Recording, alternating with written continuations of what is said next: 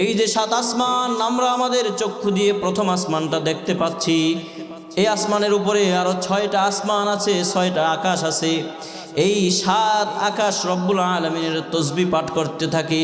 এই যে বিশাল বড় জমিন, যেই জমিন দিয়ে আমরা হাঁটাচলা করি, এই জমিন পর্যন্ত তার মালিকের তাসবিহ পাঠ করতে থাকে। وَإِن مِّن شَيْءٍ إِلَّا يُسَبِّحُ بِحَمْدِهِ। এই আসমানের নিচে জমিনের উপরে এমন কোনো মাখলুক নাই, এমন কোনো সৃষ্টিজীব নাই, এমন কোনো কায়নাত নাই, এমন কোনো জামাদাত নাই, এমন কোনো নাবাতাত নাই যা তার নিজস্ব ভাষায় রব্বুল আলামিনের তাসবিহ পাঠ করে না। রব্বুল আলামিন পবিত্র কোরআনের এই আয়াতের শেষাংশে বলেন, ওয়ালাকিল্লা তাফকাহুনা তাসবিহাহুম। কিন্তু বনি আদম, গাছ তার নিজস্ব ভাষায় মালিকের তাসবিহ পাঠ করে, মাছ তার নিজস্ব ভাষায় মালিকের তাসবিহ পাঠ করে, মালিকের জিকির করে। এইভাবে সাগর সমুদ্র তার নিজস্ব ভাষায় মালিকের তাসবিহ পাঠ করতে থাকে। কিন্তু তারা কোন ভাষায় তাসবিহ পাঠ করে ও মানুষ তুমি বুঝো না। আমার ভাইয়েরা, আমার বাবারা, বন্ধুরা, এই যে আমাদের ঘরে, আমাদের মসজিদে, আমাদের প্রতিষ্ঠানে আমরা ঘড়ি ঝুলিয়ে রাখি কি রাখি না? এই ঘড়িগুলো, ঘড়ির কাঁটাগুলো এক জায়গায় থেকে আরেক জায়গায় যায়। বলে আমাদের কাছে মনে হয় এই ঘড়িগুলো টুন টুন টুন টুন শব্দ করে এক জায়গায় থেকে আরেক জায়গায় যায়। বাস্তবিক অর্থে কথা হলো, এই ঘড়িগুলো টুন টুন টুন টুন শব্দ করে না, বরং তার নিজস্ব ভাষায় মালিকের তাসবিহ পাঠ করে। এজন্য কবি বলছেন, জরস হারদম বগুয়াদ আল্লাহু, জরস হারদম বগুয়াদ আল্লাহু, নাগুয়াদ টুন টুনা টুন টুন না টুটু। ঘড়িও তার ভাষায় মালিকের তাসবিহ পাঠ করে, সুবহানাল্লাহ সুবহানাল্লাহ সুবহানাল্লাহ পড়ে।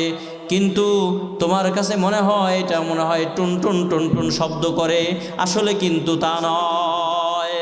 এজন্য আমার ভাইয়েরা, সহিহ বুখারী থেকে আমি একটি হাদিস আপনাদের সামনে পাঠ করেছি। বুখারী শরীফের সর্বশেষ হাদিস। ইমামে বুখারী রহমতুল্লাহি আলাইহি হাদিস এনেছেন। সহিহ বুখারীর 7563 নম্বর হাদিস। হযরতে সাইয়্যিদুনা আবু হুরায়রা রাদিয়াল্লাহু আনহু বলেন, কালিমাতান হাবিবাতান ইলার রহমান। বলে দুইটা শব্দ এমন আছে, যেই দুইটা শব্দরা রহমানের কাছে, যেই দুইটা শব্দ আল্লাহ রাব্বুল আলামিনের কাছে, যেই দুইটা শব্দ তার মালিকের কাছে অনেক প্রিয়, অনেক প্রিয়। দুটো শব্দ রবের কাছে অনেক দামি, অনেক মূল্যবান। বলে দুইটা শব্দ কি? খফিফাতান আলাল লিসান। যেই দুইটা শব্দ জবানে উচ্চারণ করা অনেক সহজ। কোনো মানুষের জন্য এই শব্দ দুটো উচ্চারণ করা কষ্টকর নয়। যে কেউ যদি চিন্তা করে, চেষ্টা করে, তাহলে এই তাসবিহকে পাঠ করতে পারবে। মুরব্বী বাবারা পাঠ করতে পারবে, পর্দার আড়ালের মা বোনেরা পাঠ করতে পারবে, শিশু বয়সের ছোট ছোট মাসুম বাচ্চারা পাঠ করতে পারবে, আবার যুবক ভাইয়েরাও পাঠ করতে পারবে, তরুণ তরুণীরাও পাঠ করতে পারবে। দুনিয়ার কোনো মানুষের জন্য এই দুইটি শব্দ উচ্চারণ করা কষ্টকর নয়। কিন্তু এই দুটি শব্দ হালকা, জবানে উচ্চারণ করা সহজ। কিন্তু এই দুইটা শব্দকে কাল কিয়ামতের ময়দানে আপনার আমার নেকির পাল্লায় যখন ওজন করা হবে, প্যারা নবী সাল্লাল্লাহু আলাইহি ওয়াসাল্লাম বলেন, খফিফাতান সাকিলাতান ফিল মিজান। এই দুটি শব্দ যখন আমল নামার পাল্লায় রাখা হবে, তখন আপনার নেকির পাল্লা ভারী হয়ে যাবে, নেকির পাল্লা ভারী হয়ে যাবে। এত দামি দুটো শব্দ। এই দুইটা শব্দ সবাই মুখস্থ করবেন তো ইনশাআল্লাহ। এই দুইটি শব্দ হলো, 1 নম্বর সুবহানাল্লাহি ওয়া বিহামদিহি, বলেন সুবহানাল্লাহি ওয়া বিহামদিহি। 2 নম্বর হলো সুবহানাল্লাহিল আযীম, সুবহানাল্লাহি ওয়া বিহামদিহি, সুবহানাল্লাহিল আযীম। এই দুটো শব্দ যখন আপনি বাজারে যান, অটোতে উঠেন, গাড়িতে উঠেন, কিংবা হেঁটে হেঁটে যান, যখন আপনার পা চলে, পা ব্যস্ত থাকে, তখন আপনার পা কাজ করে। যখন বাজার করেন, সদাই করেন, তখন আপনার হাত ব্যস্ত থাকে। কিন্তু এই দুইটা জবান, এই জবান রব্বুল আলামিন আপনাকে দিয়েছেন। এই জবান দিয়ে তখন আপনি আপনার মালিকের তাসবিহ পাঠ করেন। জবান দিয়ে বলতে থাকেন, সুবহানাল্লাহি ওয়া বিহামদিহি, সুবহানাল্লাহিল আযীম। আপনি মালিককে বলেন, ওগো রব্বুল আলামিন, কথা বলার শক্তি আপনি আমাকে দিয়েছেন, জবান আপনি আমাকে দিয়েছেন, কথা বলার পাওয়ার আপনি আমাকে দিয়েছেন, আমার পা সুস্থ রেখেছেন, এজন্য আমি বাড়িতে আসতে পারছি, এজন্য আমি বাজারে যেতে পারছি, বিভিন্ন জায়গায় ঘোরাফেরা করতে পারতেছি। এজন্য যখন আপনি সময় পান, আপনার জবান দিয়ে আপনি বলতে থাকেন, সুবহানাল্লাহি ওয়া বিহামদিহি সুবহানাল্লাহিল আযীম। আমার ভাইয়েরা, আমার বন্ধুরা, তিরমিজি শরীফের 3462 নম্বর হাদিস, হযরত ইবনে মাসউদ রাদিয়াল্লাহু তাআলা আনহু থেকে হাদিস বর্ণিত। আমার নবী, দয়ার নবী, মায়ার নবী, মহানবী, বিশ্বনবী, রাহমাতুল লিল আলামিন সাল্লাল্লাহু আলাইহি ওয়াসাল্লাম বলেন, লাকিতু ইব্রাহিম লাইলাতা উসরিয়া বি, যেই রজনীতে আমার মেরাজ হলো, ওই রজনীতে হযরত ইব্রাহিম আলাইহিস সালাতু ওয়াস সালামের সাথে আমার সাক্ষাৎ হয়ে গেল। হযরত ইব্রাহিম আলাইহিস সালাতু ওয়াস সালাম বললেন, ইয়া মুহাম্মদ আকরি উম্মাতাকা মিন্নি আসসালাম, ও মুহাম্মদ, তোমার উম্মতকে আমি ইব্রাহিমের পক্ষ থেকে সালাম পৌঁছায়া দিও।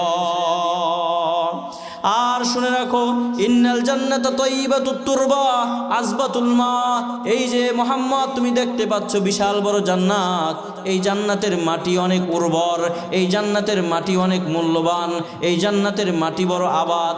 এই জান্নাতের মাটিতে যদি কেউ কিছু লাগায় তাহলে পরিচর্যা করতে হয় না, কিছু মানুষ দিয়ে সেটাকে দেখভাল করতে হয় না। এই জান্নাতের মাটি অনেক দামি, কিন্তু এই জান্নাতের মাটিও বড় সুমিষ্ট। এই মাটিতে কেউ যদি লাগায়, যা কিছু লাগাবে সাথে সাথে উৎপন্ন হয়ে যাবে, বড় হয়ে যাবে। এবার মুহাম্মদ সাল্লাল্লাহু আলাইহি ওয়াসাল্লাম কেমন যেন বলতে চাচ্ছেন, ও ইবনে মাসউদ, ও ইব্রাহিম, কি করলে জান্নাতের ভেতরে গাছ লাগানো যাবে?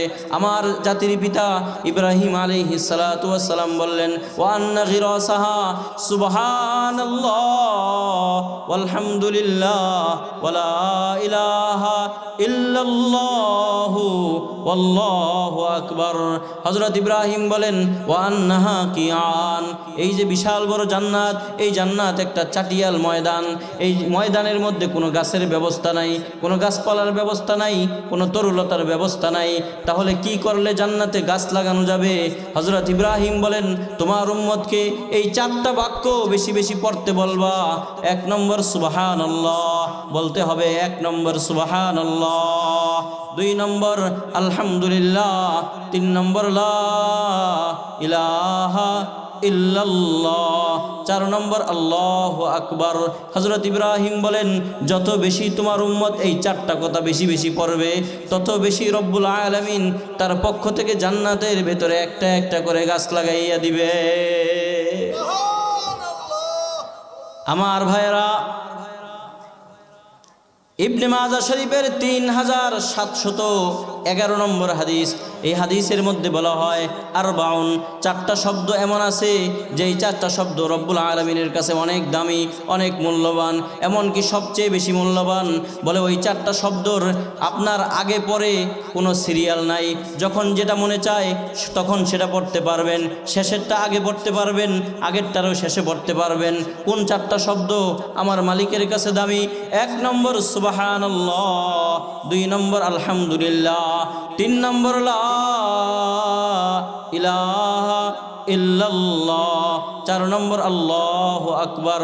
এই 4টা শব্দ দুনিয়ার কোনো মানুষের কাছে দামি হোক আর না হোক, দুনিয়ার কোনো আইনজীবী, উকিল, ব্যারিস্টার, এমপি, মন্ত্রী, চেয়ারম্যান, মেম্বারের কাছে দামি হোক আর না হোক, এই 4টা শব্দ নিশ্চিতভাবেই আমাদের সৃষ্টিকর্তা, আমাদের পালনকর্তা, আমাদের লালনকর্তা আল্লাহ রব্বুল আলামিনের কাছে অনেক অনেক দামি। এই 4টা শব্দ, এই 4টা শব্দ আল্লাহর কাছে অনেক দামি। প্রিয় ভাইয়েরা, তিরমিজি শরীফের 3471 নম্বর হাদিস, খুব মনোযোগ দিয়ে শুনেন। পেয়ারা নবী সাল্লাল্লাহু আলাইহি ওয়াসাল্লাম বলেন, মান সাব্বাহাল্লাহ মিআতান বিল গাদাতি ওয়া মিআতান বিল আশি, যে ব্যক্তি সকালবেলা ফজরের নামাজের পরে 100 বার তাসবিহ পড়ে, সুবহানাল্লাহ সুবহানাল্লাহ সুবহানাল্লাহ, ফজরের নামাজের পরে 100 বার পড়ে, মাগরিবের নামাজের পরে 100 বার পড়ে, কি পড়ে? সুবহানাল্লাহ সুবহানাল্লাহ, বলে তার কি পরিমাণ নেকি হবে? আল্লাহর হাবিব হাবিব সাল্লাল্লাহু আলাইহি ওয়াসাল্লাম বলেন, কানা কামান হাজ্জা মিআতা মাররাতিন, সে ব্যক্তি কেমন যেন কষ্ট করে টাকা জোগাড় করে পয়সা জোগাড় করে একত্রিত করে আল্লাহ রাব্বুল আলামিনের জন্য বাইতুল্লাহ গিয়ে 100 হজ করে আসলো। 100 হজ করলে যেই পরিমাণ সওয়াব হয়, সুবহানাল্লাহ। সকালে আর সন্ধ্যায় এই সকাল বিকাল মিলিয়ে সকালে 100 বার বিকালে 100 বার পড়লে আল্লাহ রাব্বুল আলামিন তার আমল নামায় 100 বার হজ করার সওয়াব দান করে দিন।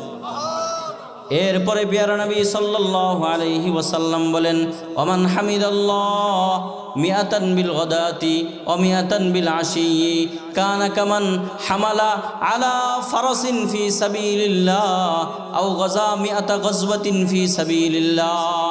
প্রিয় নবী সাল্লাল্লাহু আলাইহি ওয়াসাল্লাম বলেন, কোন ব্যক্তি যদি সকালে 100 বার আলহামদুলিল্লাহ আলহামদুলিল্লাহ সকালে 100 বার সন্ধ্যার পরে 100 বার পরে, তাহলে কেমন যেন সে 100 উট আল্লাহর রাস্তায় দান করে দিল, 100 ঘোড়া আল্লাহর রাস্তায় দান করে দিল, অথবা 100 বার আল্লাহর রাস্তায় আল্লাহর দ্বীনকে বুলন্দ করার জন্য জিহাদে গেল। এরপরে রহমাতুল্লিল আলামিন সাল্লাল্লাহু আলাইহি ওয়াসাল্লাম বলেন, ওমান হাল্লাল্লাহ মিআতান বিল গাদাতি ওয়া মিআতান বিল আশি, কোন বান্দা বান্দি যদি সকালবেলা লা ইলাহা ইল্লাল্লাহ 100 বার পরে, বিকালবেলা সন্ধ্যার পরে মাগরিবের নামাজ আদায় করার পরে 100 বার পরে, তাহলে কানা কামান আতাকা মিআতা রাকাবাতিন মিন ওয়ালাদি ইসমাঈল, ইসমাঈল আলাইহিস সালাতু ওয়াস সালামের বংশধর থেকে 100 গোলাম আল্লাহর রাস্তায় আজাদ করে দিল।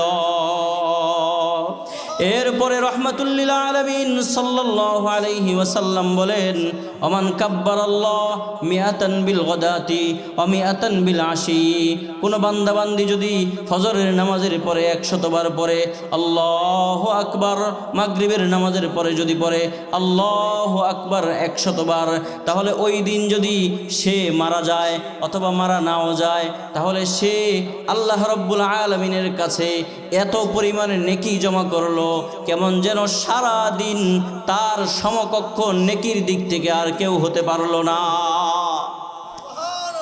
কেউ হতে পারলো না। এজন্য ভাই, আপনি মালিককে ডাকেন, মালিকের তসবিহ পাঠ করেন, মালিকের প্রশংসা করেন। দুনিয়ার কারো প্রশংসা করে কোনো লাভ নাই। যখন এই ঝামেলায় পড়বে আপনাকে ছেড়ে এরপরে হেলিকপ্টারে করে পালিয়ে যাবে। যার জন্য করলেন, যার জন্য রক্ত দিলেন, যার জন্য জীবন দেওয়ার উপক্রম হয়েছে, পরিবার পরিজন নিঃস্ব দরিদ্র অসহায় হয়ে গেল, আপনাকে বিপদে রেখে আপনাকে বিপদে ফেলে এরপরে তারা সবাই নিজস্ব জায়গায় চলে গেল, কিন্তু রব্বুল আলামিনের তসবিহ পাঠ করেন। এই ইহকালে লাভ হোক আর না হোক, পরকালে অবশ্যই অবশ্যই আপনার মালিক আপনাকে ভুলবে না। ঠিক কিনা বলেন? এরপরে হাদিস শুনেন রহমাতুল্লিল আলামিন সাল্লাল্লাহু আলাইহি ওয়াসাল্লাম, ইবনে মাজাহ শরীফের 3463 নম্বর হাদিস, হযরত মুসআব ইবনে সাদ রাদিয়াল্লাহু তাআলা আনহু বর্ণনা করেন, আল্লাহর হাবিব সাল্লাল্লাহু আলাইহি ওয়াসাল্লাম একবার আমার মতো এরকম আমি যেইভাবে বসেছি, প্রিয় নবী সাল্লাল্লাহু আলাইহি ওয়াসাল্লাম সাহাবায়ে কেরামকে নিয়ে এমনই একটা মজলিস কায়েম করেছেন। এই মজলিসের মধ্যে সাহাবায়ে কেরামকে লক্ষ্য করে আল্লাহর হাবিব সাল্লাল্লাহু আলাইহি ওয়াসাল্লাম জিজ্ঞেস করতেছিলেন, আয়া আজিজু আহাদুকুম আন ইয়াকসিবা আলফা হাসান, ও আমার প্রিয় সাহাবীরা, তোমরা কি 1000 নেকি কেউ উপার্জন করতে পারবে? সাহাবায়ে কেরাম বললেন, ইয়া রাসূলুল্লাহ, ইয়া হাবিবাল্লাহ, 1000 নেকি উপার্জন করার ক্ষমতা আমাদের নাই, যদি থাকে তাহলে আপনি আমাদেরকে বলে দেন।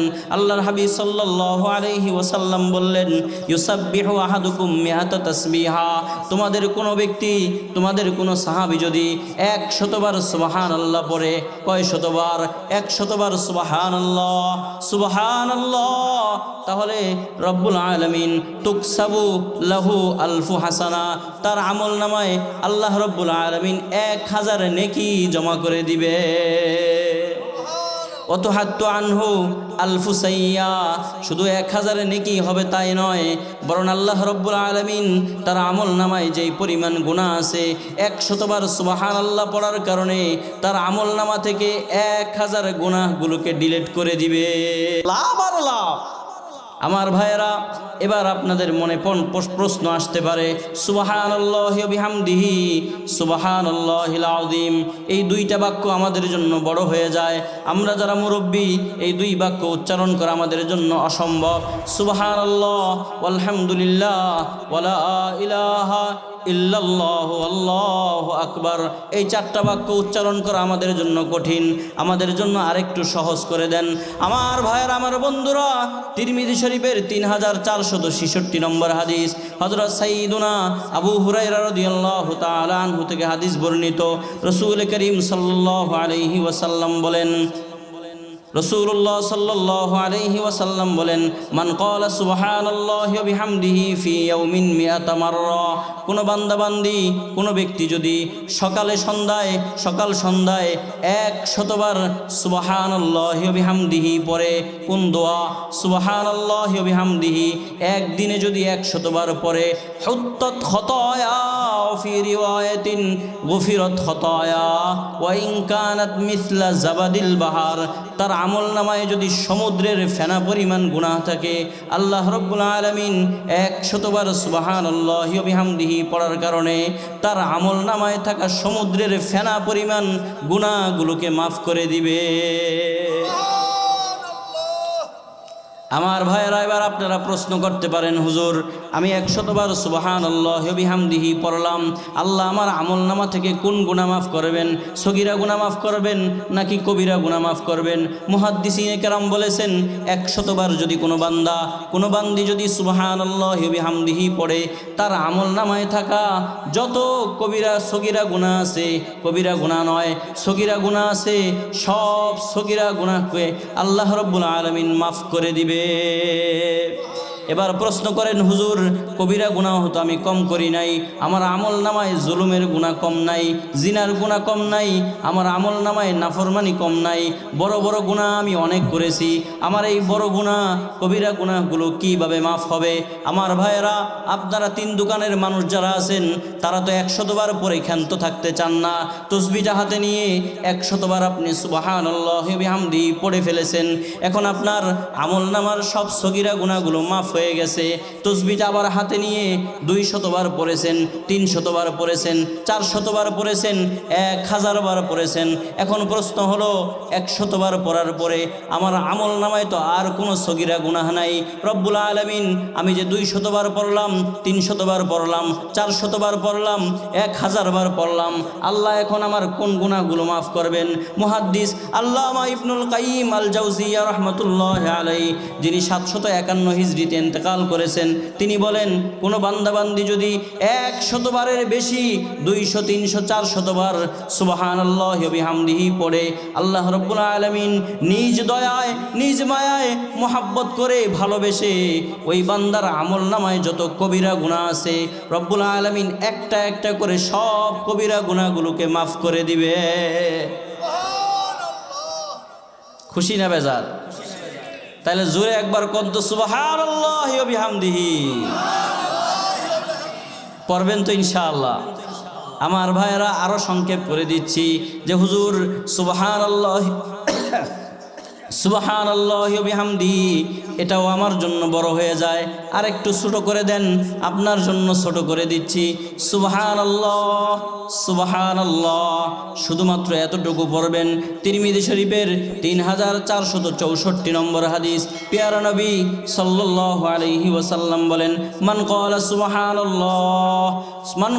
সুবহানাল্লাহিল আযীম ওয়া বিহামদিহি গুরিসাত লাহু নাখলাতুন ফিল জান্নাহ, কোন বান্দাবান্দি যদি একবার সুবহানাল্লাহ পড়ে, কি পড়ে? সুবহানাল্লাহ বলে, গুরিসাত লাহু নাখলাতুন ফিল জান্নাহ, আল্লাহ রাব্বুল আলামিন তার পক্ষ থেকে জান্নাতের ভেতরে একটা গাছ লাগাইয়া দিবে। যারা সুবহানাল্লাহ পড়ছেন তারা বড় চালাক মানুষ, একটা গাছ আবার আপনার পক্ষ থেকে জান্নাতের ভেতরে লাগানো হয়ে গেছে। আবার যারা পড়ছেন আরেকটা গাছ লাগছে, আবার পড়বেন আরেকটা গাছ লাগবে, যত পড়বেন তত গাছ লাগতে থাকবে। এবার প্রশ্ন হলো, হুজুর আমরা এই দুনিয়াতে গাছ লাগাই, আম গাছ লাগাই, কাঁঠাল গাছ লাগাই, জাম গাছ লাগাই, লিচু গাছ লাগাই, পেয়ারা গাছ লাগাই, পেঁপে গাছ লাগাই, কত ধরনের গাছ লাগাই। আমাদের এই গাছগুলো টাকা খরচ করে বাজার থেকে আনতে হয়, এরপরে ভালো একটা জায়গায় ওই গাছটা লাগাতে হয়, তারপরে ওই গাছটা যেন হেলে দুলে পড়ে না যায়, তার পাশে একটা খুঁটি গাড়তে হয়, আমার এই গাছটাকে পরিচর্যা করতে হয়, পানি দিতে হয়, কত ধরনের কাজ করতে হয়, এরপরে গাছটা বড় হয়, ওই গাছ থেকে ফল দেয়। জান্নাতের ভেতরে আমি যেই গাছ লাগাবো, এই গাছটা কি আমার দুনিয়ার জীবনে লাগানো গাছের মতো? আমার গাছ যেমন ছোট হয়, সংকীর্ণ হয়, চিকন হয়, জান্নাতের ভেতরে আমি দুনিয়ায় বসে যেই গাছ লাগালাম, এই গাছটা কতটুকু বড় হবে? আমার ভাইয়েরা একটু চিন্তা করেন। পেয়ারা নবী সাল্লাল্লাহু আলাইহি ওয়াসাল্লাম বলেন, বুখারী শরীফের 4881 নম্বর হাদিস, আল্লাহর হাবিব বলেন, ইন্না ফিল জান্নাতি লাশাজারাতান ইয়াসিরুর রাকিবু ফি যিল্লিহা মিআতা আমিন লা ইয়াকতাউহা। সুবহানাল্লাহ বলে জান্নাতের ভেতরে বনি আদম যেই গাছটা লাগালো, এই গাছ এত বড় হবে, এত বড় হবে, এত বিশাল হবে, ওই গাছের ছায়া দিয়ে আরবের কোনো দ্রুতগামী ঘোড়া যদি 100 বছর পর্যন্ত দৌড়ায়, আপনার লাগানো গাছের সীমানা অতিক্রম করতে পারবে না। এত বিশাল গাছ সুবহানাল্লাহ বলে আমি লাগালাম। এজন্য আমার ভাইয়েরা, এই আমলটা আপনাদের বেশি বেশি করতে হবে। সময় পেলেই জান্নাতে গাছ লাগাতে হবে। একবার তিরমিজি শরীফের 3807 নম্বর হাদিস, রাসূল করিম সাল্লাল্লাহু আলাইহি ওয়াসাল্লাম হযরত আবু হুরায়রা রাদিয়াল্লাহু আনহুর পাশ দিয়ে কোথাও যেন যাচ্ছিলেন। হযরত আবু হুরায়রা তখন গাছ লাগাচ্ছিলেন, যেমন আমরা গাছ লাগাই, গাছ লাগান, পরিবেশ বাঁচান। হয়তো আবু হুরায়রা গাছ লাগিয়ে এইভাবে পরিবেশ বাঁচানোর চেষ্টা করতেছিল। আল্লাহর হাবিব সাল্লাল্লাহু আলাইহি ওয়াসাল্লাম জিজ্ঞেস করলেন, ইয়া আবু হুরায়রা মাল্লাযী তাগরিস, ও আবু হুরায়রা তুমি কি লাগাচ্ছ? তখন আবু হুরায়রা রাদিয়াল্লাহু আনহু জবাব দিলেন, গিরাসান লি ইয়া রাসূলুল্লাহ, হে রাসূল আমি একটা স্বাভাবিক সাধারণ গাছ লাগাচ্ছি। আল্লাহর হাবিব সাল্লাল্লাহু আলাইহি ওয়াসাল্লাম বললেন, আলা আদুল্লুকা আলা গিরাসিন খায়রিন লাকা মিন হাদা, ও আবু হুরায়রা দুনিয়ায় তুমি যেই গাছ লাগাচ্ছ, আমি কি তোমাকে এর থেকে আরো উত্তম গাছের সন্ধান দিব না? সাহাবী আবু হুরায়রা বললেন, ইয়া রাসূলুল্লাহ, ইয়া হাবিবাল্লাহ, অবশ্যই অবশ্যই আমাকে এমন একটা গাছের সন্ধান দেন যেই গাছ এই দুনিয়ার জীবনে লাগানো গাছের থেকে আরো অনেক গুণে উত্তম। তখন রাসূল শিখাইয়া দিলেন, কুল সুবহানাল্লাহ ওয়ালহামদুলিল্লাহ ওয়ালা ইলাহা ইল্লাল্লাহু আল্লাহু আকবার। ও আবু হুরায়রা এই 4টা কথা বেশি বেশি পড়ো। বিকুল্লি মাররাতিন শাজারাতুন ফিল জান্নাহ, একবার একবার করে পড়বা, রব্বুল আলামিন তোমার পক্ষ থেকে জান্নাতের ভিতরে একটা একটা করে গাছ লাগাবে। আবু হুরায়রা খুশি হয়ে গেলেন, আমল করা শুরু করে দিলেন। সিয়ার ও আলামিন নুবালার মধ্যে ইমামে শামসুদ্দিন যাহাবী রহমতুল্লাহ আলাইহি লিখেন, হযরত আবু হুরায়রা রাসূলের একজন প্রিয় সাহাবী ছিল।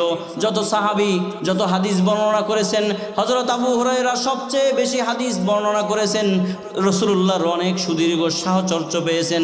এমন সাহাবী আবু হুরায়রা রাদিয়াল্লাহু আনহু জীবনে কোনোদিন ইচ্ছা করে কোনো গুনাহ করেন নাই, কোনো কবিরা গুনাহ হযরত আবু হুরায়রা রাদিয়াল্লাহু আনহুকে স্পর্শ করে নাই। আবু হুরায়রা রাদিয়াল্লাহু আনহু সম্পর্কে ইমাম শামসুদ্দিন যাহাবী রাহমাতুল্লাহ আলাইহি সিয়ার ও আলামিন নুবালার মধ্যে এনেছেন, আবু হুরায়রা রাদিয়াল্লাহু আনহু প্রতিদিন 12,000 বার সুবহানাল্লাহ পড়তেন। কতবার? কতবার বলতে হবে? কতবার? 12,000 বার। এবার আপনি আপনাকে জিজ্ঞেস করেন, আমি কতবার মালিকের তসবিহ পাঠ করতে পেরেছি? আমার দ্বারা মালিকের তসবিহ পাঠ করা কতবার সম্ভব হয়েছে? প্রিয় ভাইয়েরা, এবার আপনাদের মনে প্রশ্ন আসতে পারে, হুজুর দুনিয়ায় বসে আমি জান্নাতের ভেতরে গাছ লাগাইলাম, আমার গাছ তো আখেরাতের মধ্যে জান্নাতের ভেতরে লাগছে, আমার লাভ কি? আখেরাত অথবা জান্নাত তো আমার বাবার জায়গা না। যদি বাবার জায়গা হতো জান্নাতকে আমি উদ্ধার করতাম, জান্নাতে গিয়ে আমি সেখানে থাকতাম। জান্নাত তো আমার বাবার জায়গা না, মিরাজ সূত্রে তো আমি জান্নাতকে পাবো না। কাজেই জান্নাতের ভেতরে গাছ লাগিয়ে আমার কি লাভ? প্রশ্ন আসে কি আসে না? কথা বলেন, প্রশ্ন আসে কি আসে না? একটা চালাকি শিখাইয়া দিয়ে যায়। রাসূলুল্লাহর হাদিসের আলোকে আপনাদেরকে একটা চালাকি শিখাই। চালাকিটা হলো, রব্বুল আলামিন কাল কিয়ামতের ময়দানে আপনাকে আমাকে যদি জান্নাত দিয়ে দেয় তাহলে তো কোনো কথা নাই, আমি সোজা আমার লাগানো গাছগুলো দেখব, পরিচর্যা করব, ওই গাছের নিচে থাকব, গাছ থেকে ফল ভক্ষণ করব। কিন্তু প্রশ্ন হলো, মালিক যদি আমাকে কাল কিয়ামতের ময়দানে জান্নাত না দেয় তাহলে আমি জান্নাতের গেইটের সামনে ময়দানে মাহশরে গিয়ে দাঁড়াবো, জান্নাতের গেইটের সামনে দাঁড়িয়ে বলবো, ওগো আল্লাহ রব্বুল আলামিন, আপনি আমাকে জবান দিয়েছিলেন, এই জবান দিয়ে আমি কোনো এমপি মন্ত্রীর নাম নেই নাই, দুনিয়ার কোনো রাজা বাদশার নাম নেই নাই, দুনিয়ার কোনো প্রভাবশালী কারোর নাম নেই নাই, মা বাবার তসবিহ পাঠ করি নাই, আমি একমাত্র এই জবানটা দিয়ে আপনার নাম বলেছিলাম, আপনার পবিত্রতা ঘোষণা করেছিলাম, আপনার কথা আমার জবান দিয়ে বের হয়েছে। আমি বলেছিলাম হুজুরের কথা শুনে, হুজুর সরাসরি হাদিস থেকে শুনিয়েছিলেন সুবহানাল্লাহ সুবহানাল্লাহ পড়তে। এজন্য গো আল্লাহ প্রতিদিন 100 বার পড়েছি কিংবা তার থেকে বেশি পড়েছি, কিন্তু আপনি আমাকে জান্নাত দেন নাই। এতগুলো গাছ আমি লাগাইছি, আমার গাছগুলো এখনো পর্যন্ত আমার দেখার সুযোগ হয় নাই, এখনো পর্যন্ত আমার গাছগুলো আমি দেখি নাই। ওগো আল্লাহ, যদি একটু আমাকে জান্নাতের ভেতরে যাওয়ার সুযোগ করে দিতেন তাহলে আমি আমার গাছগুলো একটু দেখতাম। আল্লাহু আকবার বলেন। যদি একটু জান্নাতের ভেতরে আমার ঢোকার সুযোগ করে দিতেন তাহলে আমি আমার গাছগুলো একটু দেখতাম। আল্লাহ, আপনার কি মনে হয় আমি জানি না, আমার মনে হয় আল্লাহ যেহেতু ওমা লাইসা বিযাল্লামিল লিল আবিদ, বান্দার উপরে যেহেতু আল্লাহ কোনো জুলুম করবেন না, অতএব অবশ্যই আমার দিল সাক্ষ্য দিচ্ছে আমার মালিক আমাকে অন্তত পক্ষে আমার গাছগুলো দেখার জন্য জান্নাতের ভেতরে ঢোকার একটু রাস্তা করে দিবে। এবার যখন ঢুকে আমি আমার গাছগুলো দেখলাম, বড় ভালো লাগছে। এত বিশাল বিশাল গাছ আমি রোপণ করেছি, যেই গাছ দিয়া জান্নাতের বিশাল বড় একটা জায়গা ভরে গেছে, গাছ দেখে তৃপ্তি লাগছে। এবার আল্লাহ বলেন, ও আমার বান্দা, তুমি তো বলেছো গাছ দেখবা, দেখা তো হয়ে গেছে, এখন বের হও। আমি বলবো, আল্লাহ আপনি তো ওয়াদা দিয়েছিলেন জান্নাতে একবার ঢুকলে আপনি আর বের করবেন না। সুবহানাল্লাহ কইলেন না? আপনি তো বলেছিলেন জান্নাতে একবার ঢুকলে আপনি আর বের করবেন না। যেমনই হোক ছলে বলে কৌশলে আমি ঢুকে গেছি, এখন আপনি আমাকে দয়া করে আর বের করবেন না। যদি আমি বের হয়ে যাই আমার এই গাছগুলো কে দেখবে? যদি আমি বের হয়ে যাই আমার এই গাছগুলো কে পরিচর্যা করবে? আমি যদি বের হয়ে যাই আমার লাগানো গাছের ফল কে খাবে? অতএব যেহেতু আমি লাগাইছি, ফল খাওয়ার বেশি হকদারও আমি। এজন্য আমার রব্বুল আলামিন আপনি বের কইরেন না। আমার মনে হয় কাল কিয়ামতের ময়দানে আল্লাহ রব্বুল আলামিনের সাথে বান্দা এই যে একটা খেল খেলবে, এই খেলাটাকে বড় পছন্দ করবে। আল্লাহ রব্বুল আলামিন জান্নাত থেকে আপনাকে বের করবে না। আমার ভাইয়ের, আমার বন্ধুরা, এজন্য আপনি আপনার মালিকের তসবিহ পাঠ করেন, বেশি বেশি পড়েন সুবহানাল্লাহ ওয়ালহামদুলিল্লাহ ওয়ালা ইলাহা ইল্লাল্লাহু আল্লাহু আকবার। বেশি বেশি পড়েন, যত পড়বেন তত লাভ, যত পড়বেন আমলনামা থেকে গুনাহ মাফ হবে, যত পড়বেন ততবার জান্নাতের ভেতরে আপনার পক্ষ থেকে একটা একটা করে গাছ লাগানো হবে। আমার ভাইয়েরা, শুধু তাই নয়, আল্লাহর হাবিব সাল্লাল্লাহু আলাইহি ওয়াসাল্লাম বলেছেন, সহিহ মুসলিমের 223 নম্বর হাদিস, সুবহানাল্লাহ ওয়ালহামদুলিল্লাহ তামলাআন মা বাইনাস সামাই ওয়াল আরদ। এই যে আসমান এবং জমিনের মাঝখান কতটুকু জায়গা আছে কেউ বলতে পারবেন?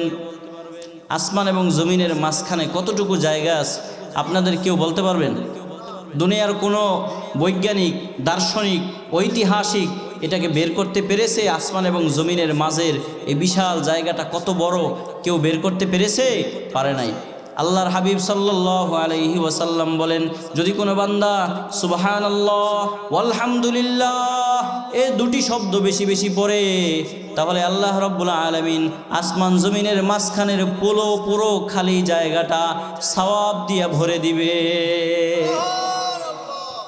কত লাভ! ও মুরব্বীরা, জীবনের আর কিসের আশা? জীবনের আর কিসের নেশা? এখন আর জীবনের কি গ্যারান্টি আছে? ও যুবক, তোমার আওয়াজ, আমার আওয়াজ তোমার কর্ণকুহরে পৌঁছতেছে। একটু নিজেকে নিজে জিজ্ঞেস করো, তোমার মতো যুবকরা কি এই দুনিয়া থেকে বিদায় নেয় নাই? তোমার মতো যুবকরা কি এই দুনিয়া থেকে চলে যায় নাই? তোমার মতো টকবগে যুবকরা কি মোটর সাইকেলে অ্যাক্সিডেন্ট করে জায়গায় ব্রেক হয়ে স্পট ডেট হয় নাই? অবশ্যই হয়েছে। ও আমার মুরব্বীরা, ও আমার পর্দার আড়ালের মা ও বোনেরা, এই জীবন অনেক ক্ষণিক, অল্প সময়ের জন্য মালিক আপনাকে আমাকে পাঠিয়েছেন। কাজেই যতক্ষণ হায়াতে জিন্দিগিতে আমি আছি, যতক্ষণ এই দুনিয়াতে আমি বসবাস করব, অবশ্যই অবশ্যই যেন আমার এই জবান দিয়া 24 ঘন্টা হার সময় দিন রাত যেন আমার মালিকের তসবিহ আমি পাঠ করতে পারি। যদি আকাশ আল্লাহর তসবিহ পাঠ করে, জমিন আল্লাহর তসবিহ পাঠ করে, যদি সাগর সমুদ্র মালিকের তসবিহ পাঠ করে, যদি গাছপালা তরুলতা নক্ষত্ররাজি এগুলো সব যদি তার মুখ দিয়ে জবান দিয়ে তার ভাষায় মালিকের নামে সুবহান আল্লাহ পড়ে, তাহলে যেই মালিক আমাকে আপাদমস্তক মাথার তালু থেকে পায়ের তালু পর্যন্ত এত নিয়ামত দিয়ে ভরে রেখেছেন, ওই মালিকের তসবিহ আমি কেন পাঠ করব? আমার ভাইয়ের, আমার বন্ধুরা, এই দুনিয়ার জীবন বড় ক্ষণস্থায়ী। এই দুনিয়ার জীবনে আমি সামান্য সময়ের জন্য এসেছি। কতদিন থাকবো এর কোনো গ্যারান্টি নাই, আছে নাকি? কোনো গ্যারান্টি নাই। এই দুনিয়ার জীবন কত সংকীর্ণ। মেশকাত শরীফের হাদিসের মধ্যে রহমতুল্লিল আলামিন সাল্লাল্লাহু আলাইহি ওয়াসাল্লাম বলেন, মালি ওয়ালিদ দুনিয়া ওয়া মা নাওয়াদ দুনিয়া ইল্লা কারাকিবিন ইস্তাযাল্লা তাহতা শাজারাতিন সুম্মা রাহা ওয়া তারাকাহা। আল্লাহর নবী সাল্লাল্লাহু আলাইহি ওয়াসাল্লাম বলেন, মালি ওয়ালিদ দুনিয়া, এই দুনিয়ার সাথে আমার কিসের সম্পর্ক, কতটুকু সম্পর্ক? বলে একজন মুসাফির সফর করার জন্য বের হয়েছে, অনেক দূরে যাবে, গন্তব্য অনেক দূর, কোথায় যাবে সে জানে, কিন্তু হাঁটতে হাঁটতে ক্লান্ত হয়ে গেছে। ক্লান্ত শরীর নিয়ে একটা গাছের ছায়ার নিচে বিশ্রাম নেওয়ার জন্য কিছুক্ষণ সময় সে অবস্থান করেছে। এরপরে সে হালকা খাবার খেয়েছে, এরপরে আবার হাঁটা শুরু করে দিছে। বলে এই দুনিয়ার সাথে আমার সম্পর্ক, একজন মুসাফির গাছের ছায়ার নিচে আশ্রয় যতটুকু সময় গ্রহণ করেছে, এর থেকে আর বেশি নয়। এত অল্প সময়ের জন্য মালিক আপনাকে আমাকে পাঠাইছে। প্রিয় ভাইরা, একজন মেহমান যেমন মেজবানের বাড়িতে যায়, একজন মেহমান যেমন বেড়াতে যায়, বেড়াতে গেলে দীর্ঘদিন পর্যন্ত থাকে না, থাকলেও মেজবান অসন্তুষ্ট হয়ে যায়। প্রথম দিন খুব আপ্যায়ন করে, ভালো ভালো বাজার করে, বাজার থেকে উৎকৃষ্ট মানের খাবার এনে আপনার সামনে পরিবেশন করে কি করে না? কিন্তু একদিন যখন থাকে, আদর আপ্যায়ন ঠিক থাকে, দ্বিতীয় দিন কমে যায়, তৃতীয় দিন তার থেকেও আরও কমে যায়, চতুর্থ দিন মনে মনে বলে, কেন মেহমান তাড়াতাড়ি বিদায় হয় না? হয় কি হয় না? কেন মেহমান তাড়াতাড়ি বিদায় হয় না? যত তাড়াতাড়ি বিদায় হবে আমার তত মঙ্গল। এই জন্য বিদায় যেন হতে হয় এই সিস্টেম করে স্বামী স্ত্রী মিলে। আমার ভাইয়েরা, এজন্য বিখ্যাত একজন কবি ছিলেন, সাহিত্যিক ছিলেন, দার্শনিক ছিলেন, বুজুর্গ ছিলেন আল্লামা হাফেজ শিরাজি রহমতুল্লাহ আলাই। তিনি নিজেকে নিজে নসিহত করে বলেন, বিষ্ণু হাফেজ বতুগুয়াম কে গুলতাজা নমিমানাত, বিষ্ণু হাফেজ বতুগুয়াম কে গুলতাজা নমিমানাত, अगर मानद शबे दीगर नमी मानात, हमेशा इज्जत मेहमा बे खाना नमी मानात, अगर मानद शबे दीगर नमी मानात। হাফেজ শিরাজি রহমতুল্লাহ আলাই নিজেকে নিজে নসিহত করে বলেন, ও হাফেজ, তুমি শুনে নাও, এই দুনিয়ার জীবন কিন্তু ক্ষণস্থায়ী, চিরস্থায়ী নয়। যেমন একজন হেজাবে নৌ আরু সাদর বরে শৌহর নমি মানাত, अगर मानद शबे दीगर नमी मानात, गुलज गुलशन जुदा गश्ता तरु ताज़ा नमी मानात, अगर मानद शबे दीगर नमी मानात। বাগানে যেমন ফুল ফুটে, ওই ফুলটা যখন বাগান থেকে পেরে আনার পরে বাড়িতে রাখার পরে যেমন একদিন ঠিক থাকে, ওই ফুলের ঘ্রাণ থাকে, দ্বিতীয় দিন ফুলের কোনো ঘ্রাণ থাকে না, তৃতীয় দিন ওই ফলটা নষ্ট হয়ে যায়, পচে যায়, গলে যায়, মাটির সাথে মিশ্রিত হয়ে যায়। আল্লামা হাফেজ শিরাজি রহমতুল্লাহ আলাই নিজেকে নিজে নসিহত করে বলেন, ওই বাগান থেকে ফুল পেরে আনার পরে ওই ফুলের যেমন স্থায়ী কোনো গ্যারান্টি নাই, ওই ফুলের ঘ্রাণ যেমন স্থায়ী নয়, ঠিক তেমনিভাবে আমি হাফিজও, আমি শিরাজিও এই দুনিয়াতে স্থায়ী কিছু নয়। নববধূর পর্দা স্বামীর সামনে চিরকাল থাকে না। বসবাসের রাত্রে আপনার সবে জেফাফে যে আনন্দ হয়, ওই আনন্দ যেমন চিরস্থায়ী না, ঠিক তেমনিভাবে হাফেজ সিরাজি নিজেকে নিজে বলে এই দুনিয়ার জীবনও চিরস্থায়ী নয়। আমার ভাইরা, এই দুনিয়া মেহমানের যেমন আপ্যায়ন চিরস্থায়ী হয় না, বাসর রাতের আনন্দ যেমন চিরস্থায়ী হয় না, ফুল যেমন বাগান থেকে পেরে আনার পরে ওই ফুলের ঘ্রাণও টিকসই নয়, চিরস্থায়ী নয়, এই দুনিয়ার জীবন ঠিক তেমনই। আমার ভাইয়েরা, এজন্য আপনাকে আমাকে চলে যেতে হবে। এই ইহকাল জীবন ত্যাগ করে, ইহকাল জীবনের মায়া ত্যাগ করে পরকাল জীবনে আপনাকে আমাকে পাড়ি দিতে হবে। আলা লাইতাশ শাবাবা ইয়াউদু ইয়াউমা ফাউখবিরহু বিমা ফাআলাল মাশিবু। আল্লাহ রাসূল সাল্লাল্লাহু আলাইহি ওয়াসাল্লামের সভাকবি হযরত হাসান ইবনে সাবিত রাদিয়াল্লাহু তাআলা আনহু বলেন, যাহাবাশ শাবাবু ফামা লাহু মিন আউদাতিন, যাহাবাশ শাবাবু ফামা লাহু মিন আউদাতিন ওয়া আতাল মাশিবু ফাইনা মিনহুল মাহরাবু। বলে যৌবন তো শেষ, আমার গায়ে অনেক শক্তি ছিল, বল ছিল, এই মাথায় অনেক বড় বোঝা উঠাতে পারতাম, হেঁটে হেঁটে অনেক দূরে যেতে পারতাম, কোমরে ব্যথা করতো না, পাও টান টান করতে পারতাম, ঠিকমতো রুকু করতে পারতাম, দিনে কতবার ওযু করতে পারতাম, অনেকবার গোসল করার সক্ষমতা আমার ছিল। কোথায় গেল সেই যৌবনের শক্তি? কোথায় গেল আমার এবিলিটি? কোথায় গেল আমার সক্ষমতা? দিন যত বড় হয়েছে, দিন যত গড়িয়েছে, ততই আমি ওই শৈশবকাল থেকে কৈশোরে আসছি, কৈশোর থেকে যৌবনে আসছি, যৌবন থেকে প্রৌঢ়ত্বে আসছি, প্রৌঢ়ত্ব থেকে আমি বার্ধক্যে আসছি। এখন আমি কোথায় যাব? এখন আমার সরাসরি ঠিকানা হলো কবর, ঠিক কিনা বলে? এখন আমার সরাসরি ঠিকানা হলো কবর। এজন্য এই কথা ভাববার কোনো সুযোগ নাই। মনে হয় এই দুনিয়ার জীবন শেষ, এরপরে আল্লাহর কাছে কোনো জবাবদিহিতা নাই, কোনো হিসাব নিকাশ হবে না আমার মালিকের কাছে। আমি এই দুনিয়ায় কি করেছি, কতগুলো নাফরমানি করেছি, এর জন্য কাঠগড়ায় দাঁড়াতে হবে না। ও আমার ভাইরা, এর কোনো সুযোগ নাই, অবকাশ নাই। অবশ্যই অবশ্যই আপনাকে আপনার মালিকের সামনে দাঁড়াতে হবে। এই দুনিয়ার জীবন কিন্তু বড় ক্ষণস্থায়ী। এই দুনিয়ার জীবন থেকে আপনি যখন পরকাল জীবনে চলে যাবেন, কবরের জগতে চলে যাবেন, এটা হলো একটা জায়গা থেকে আরেক জায়গায় স্থানান্তর হওয়া।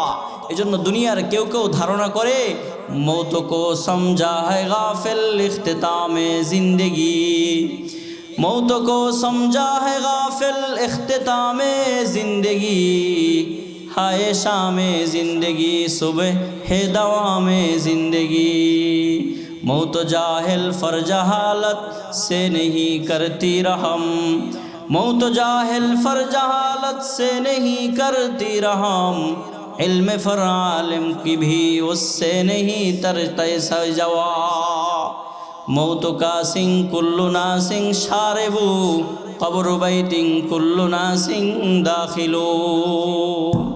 আমার ভাইরা, মৃত্যু হলো একটা গ্লাসের নাম, যেই গ্লাসের শরবত, যেই গ্লাসের পানি দুনিয়ার সবাইকে পান করতে হবে। কবর এমন একটা ঘর, যেই ঘরের মধ্যে সবাইকে যেতে হবে। এই কথা ভাবার কোনো সুযোগ নাই আমি মৃত্যুবরণ করলাম, মালিকের কাছে আমার জবাব দিতে হবে না। না না না, অবশ্যই জবাব দিতে হবে। আপনি এখানে আছেন, এখান থেকে আপনি ঢাকা যাচ্ছেন, আমাকে বলেন এখান থেকে যখন আপনি ঢাকা গেলেন তখন জায়গা পরিবর্তন হয়েছে, ব্যক্তি কিন্তু পরিবর্তন হয় নাই, ঠিক কিনা বলেন? এখান থেকে আপনি ঢাকা গেছেন, সময় চেঞ্জ হয়েছে, আবহাওয়া পরিবর্তন হয়েছে, গাড়ি পরিবর্তন হয়েছে, কিন্তু আপনি কিন্তু পরিবর্তন হন নাই। আপনি যেই ব্যক্তি এখান থেকে রওনা দিয়েছিলেন, ওই ব্যক্তি কিন্তু ঢাকা গিয়ে পৌঁছেছেন। প্রিয় ভাইয়েরা, বলে মৃত্যুটা এমনই, এই মৃত্যু হলো এক জায়গায় থেকে আরেক জায়গায় স্থানান্তর মাত্র, এক জায়গায় থেকে আরেক জায়গায় যাওয়া। আল মাউতু জিসরুন ইউসিরুল হাবিবা ইলাল হাবিব, বলে মৃত্যু হলো একটা ব্রিজ, একটা কালভার্ট, একটা সেতু বন্ধন, যে আবেদকে তার মাবুদের সাথে, মাখলুককে তার খালেকের সাথে মিশাইয়া দেয়। এছাড়া আর কিছুই না। এজন্য আমার ভাইয়েরা, এই মৃত্যুর কথা স্মরণ করেন, কবরস্থানে যান, কবর জিয়ারত করেন। যত বেশি কবর জিয়ারত করবেন, মৃত মানুষকে গোসল দিবেন, তত বেশি আপনার মৃত্যুর কথা স্মরণ হবে, আর এই জবান দিয়া রব্বুল আলামিনের প্রশংসার বাক্যগুলো আপনার থেকে বের হবে।